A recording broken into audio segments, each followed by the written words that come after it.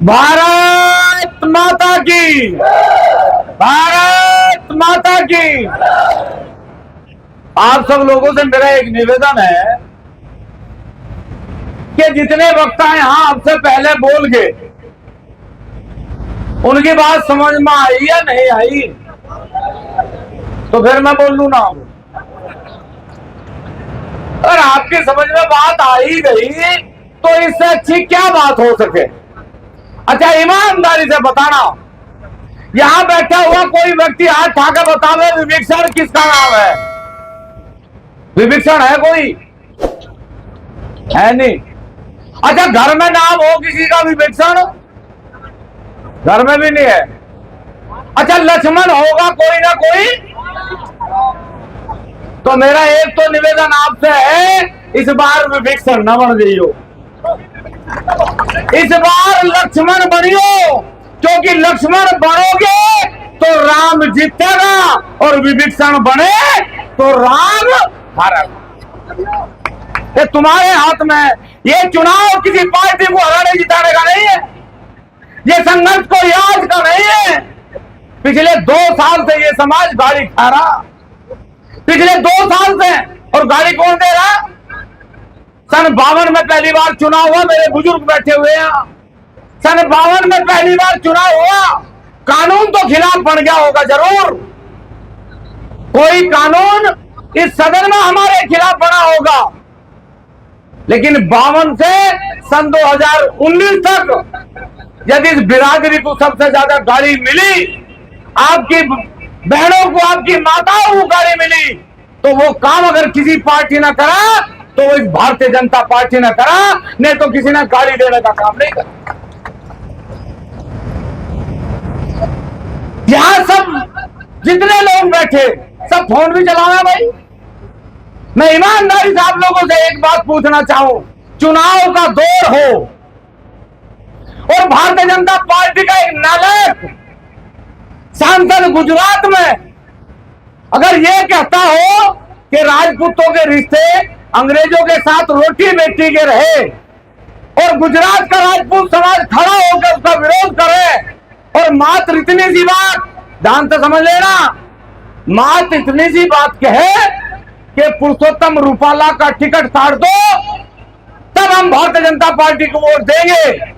लेकिन भारतीय जनता पार्टी ने उसी पुरुषोत्तम रूपाला को अपनी गोद में बैठा के उसका संरक्षण करने का काम करा और उसे क्या कहा कि इससे भी ज्यादा यदि तेरे पास कोई गाड़ी है तो तू राजपूत समाज को दे, तुझे इस बार कैबिनेट का मंत्री बनावेंगे।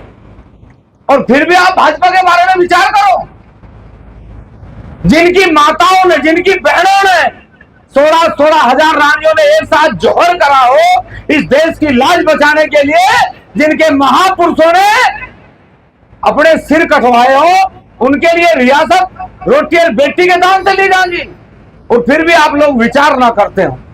ये चुनाव किसी के हराने जिताने का नहीं है साहब, ये चुनाव आपके स्वाभिमान का है, ये आपके महापुरुषों के स्वाभिमान का चुनाव है। हमारी माताओं ने जो बलिदान दिया, ये उनके स्वाभिमान का चुनाव है, ये आपके बच्चों के भविष्य का चुनाव है। कोई नालायक सांसद आपकी जाति को गाली ना दे, ये उसे जवाब देने का चुनाव है। इसलिए मेरा निवेदन है, गंगा की कसम, जमुना की कसम, ये ताना बाना बदलेंगे, कुछ हम बदलो कुछ तुम बदलो, फिर मिलके जमाना बदले। इस बार विचार करना पड़ेगा, विचार करना पड़ेगा आप लोगों को, और विचार ये करना पड़ेगा कि जब मोदी जी ने इस बार सदन में कहा 400 पार,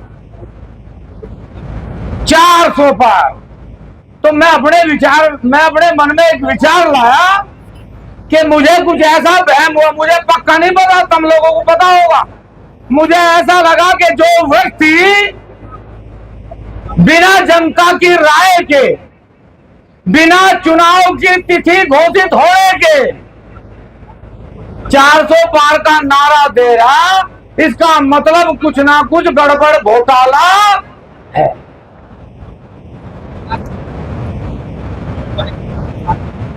अच्छा कमाल देखो, इसे नु कहे लोकतंत्र है। अच्छा सन 2014 में किसे वोट दी थी भाई? 14 में किसे दी थी? भाजपा को। 19 में किसे दी थी? भाजपा को। 17 में किसे दी थी? तब मेरी समझ में नहीं आती, अगर एक ही पार्टी को, एक ही व्यक्ति को सारी उम्र वोट देनी, तो फिर रजवाड़े लिए क्यों थे? वे तो थे ही राजा भाई। वो जो रजवाड़े आपने इसे राष्ट्र बनाने के लिए लिए भारत को, फिर उन्हें लेने की जरूरत ही क्या थी?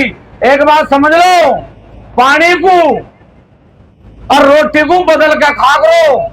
और जो एक ही पानी पियो जाओगे तो बीमार हो जाओगे, और एक ही प्रकार की रोटी खा जाओगे तो बीमार हो जाओगे। इस बार ये जो आपका सांसद है भाई, इसे बदल लो, नहीं थारे पेट में दर्द,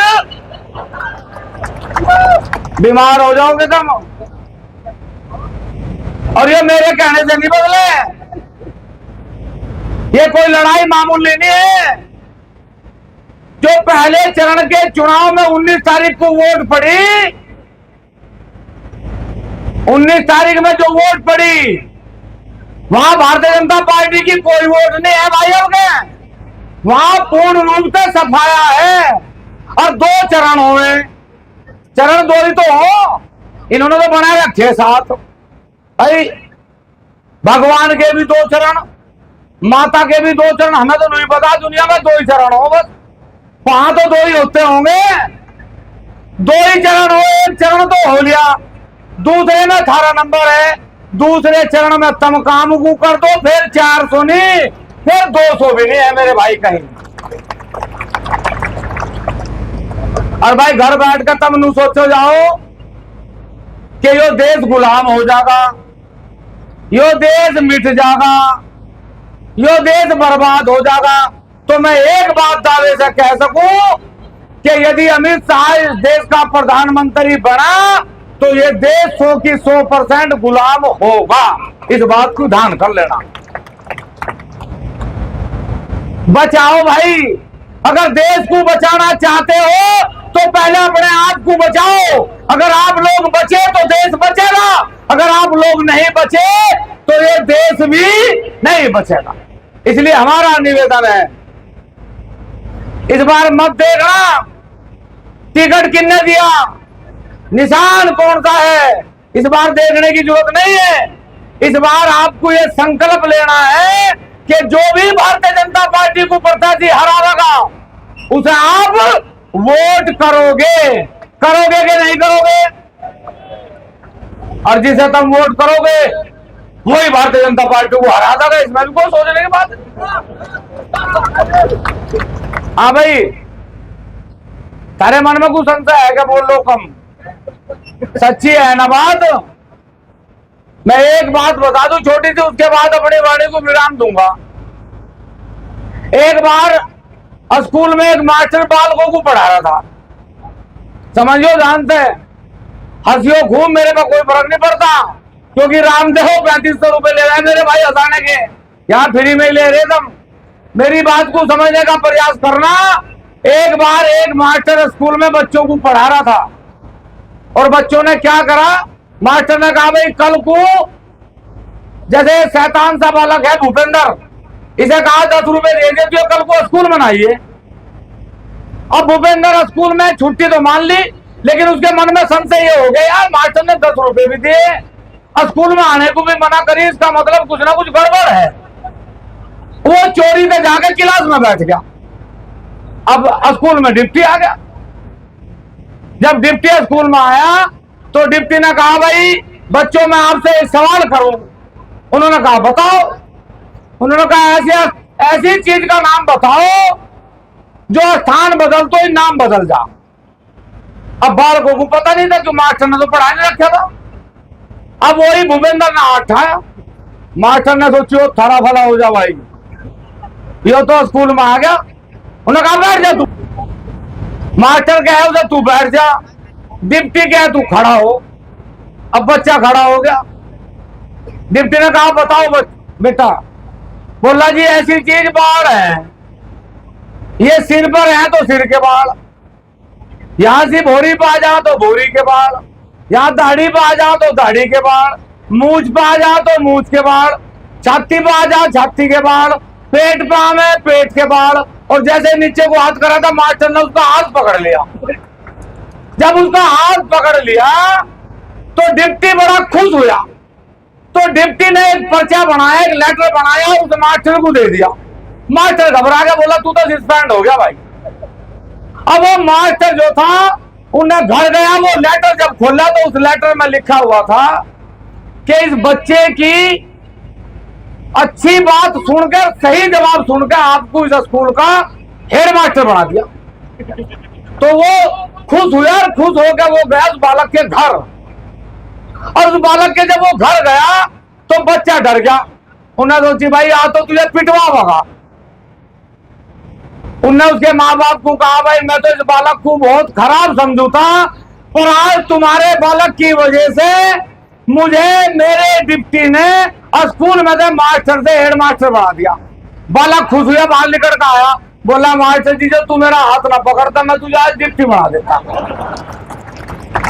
तो मेरे भाई तुम भी मेरा हाथ पकड़ लो तो मैं डिप्टी बना दूंगा। पकड़ोगे या नहीं? इस बार मौका है, दोबारा नहीं मिले, कसम खाओ। अरे और सुन लियो मेरी, मैं किसी मन से किसी का नाम नहीं लेता, लेकिन मेरी मजबूरी है, मुझे नाम लेना पड़ेगा। सोलंकी जी चुनाव नहीं लड़ रहे। अगर आप सब लोग चुनाव लड़ रहे तो जीत होगी, और यदि आप सब लोग चुनाव ना लड़े तो आप लोग हार जाओगे। आप सब लोगों को चुनाव लड़ना पड़ेगा। कसम खाओ हाथ उठा के कि सब चुनाव लड़ेंगे। सबकी गरिमा है, सबका स्वाभिमान है। स्वाभिमान है कि नहीं है? हाथ उठाओ सब लोग, दोनों मुट्ठी बंद करो और वो आज वो नारा दोहराओ जो 7 तारीख की पंचायत में क्षत्रिय समाज ने संकल्प लिया था। मां की कसम खाई थी, धरती मां की कसम खाई थी और भगवान श्री राम की कसम खाई थी। तो उठाओ दोनों हाथ और ये संकल्प लो कि इस बार भारतीय जनता पार्टी को पूरे देश में एक भी वोट नहीं देंगे। हाथ उठाओ और हमारे साथ कहो, रघुकुल रीत सदा चली आई, प्राण लाए पर वचन न जाए। एक बार सब अपने आप बोल लेंगे पूरी ध्वनि के साथ, अपने आप बोल लो सब एक बार, रघुकुल रीत सदा चली आई, प्राण लाए पर वचन न जाए। जय हिंद, जय भारत।